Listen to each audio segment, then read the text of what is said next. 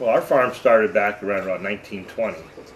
And my grandfather, Carmelo, the way I understand the story, he was a stowaway on an ocean vessel from Sicily, ended up in New York City. And then he spent a year working on the docks, and he saved his money. And he bought a ticket back to Sicily, and he got my grandmother and Aunt Clarm. And then they immigrated to Erie. Grandpa bought this particular farm, I think back in 1921 or 22. It was the first 90-acre section that we owned. Well, back when I got out of school, my brother and I, we did a lot of vegetables. We used to grow like 30 acres of tomatoes for Welch's, and then we do grapes for Welch's. So we did a lot of retail business, like one-on-one with the consumer. Plus we did a lot of cannery business with Welch's. And then over the years, we've, like all businesses do, you have to streamline. We were pretty diversified, and it was costing us a lot of money. So we just went toward where we could mechanically harvest anything that we had with a machine.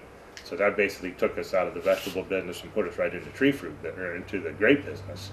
So we got up to a couple hundred acres of Concord grapes and Niagaras and some Catawbas.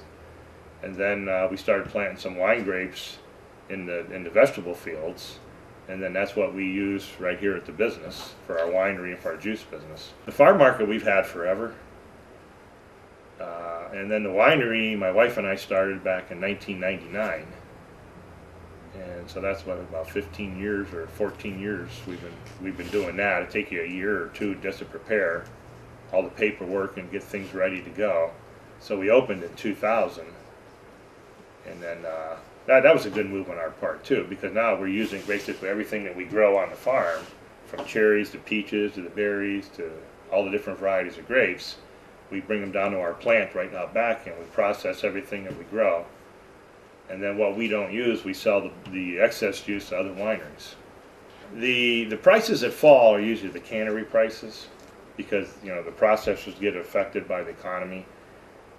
Everything that we bring in and we process and we sell to the consumer, we've maintained our prices, because the consumers want to come out to the farm.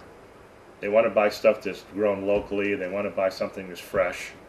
So the retail end of both businesses here, the farm market and the winery, have been doing very well.